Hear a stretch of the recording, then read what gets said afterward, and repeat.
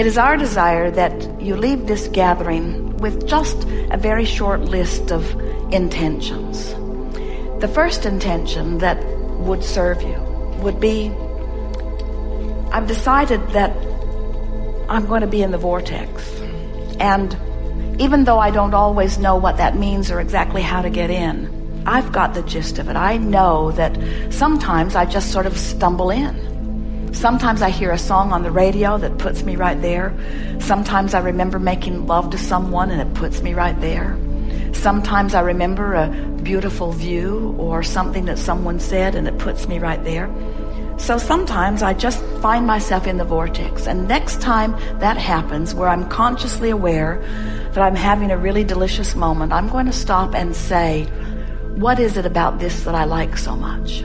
Jerry and Esther have taken to that. They'll be often in a restaurant or sometimes moving down a highway, and they will find themselves just feeling so good that they will want to exaggerate the aspects of the moment in order to milk it just a little longer. Sometimes someone will offer them a compliment or a gift or a letter, and they will talk about it and talk about it and talk about it and talk about it.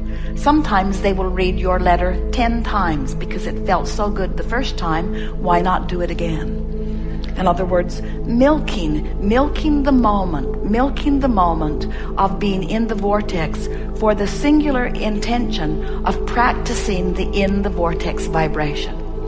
So when you find yourself there and you practice the vibration of it, now you find yourself more often hovering, if not near the vibrational doorway of the vortex. And as you hang around in this vibration of hope, in this vibration of optimism, in this vibration of positive momentum, what happens is your vortex just takes you in again and again and gives you evidence of your alignment, which then you want to talk about and milk further still.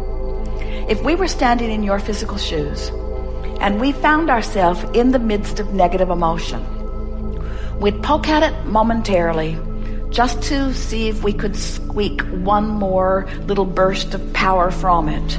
And then we would say, I am now finished with this negative feeling and finished with this negative conversation and finished with this negative thought. In other words, we would literally bring ourselves into a position of decisiveness or determination. I'm going to be in the vortex. I'm going to be in the vortex because it's who I was born to be. And I've put so much there already as a result of the life experience that I've lived, that now my best work is from inside the vortex.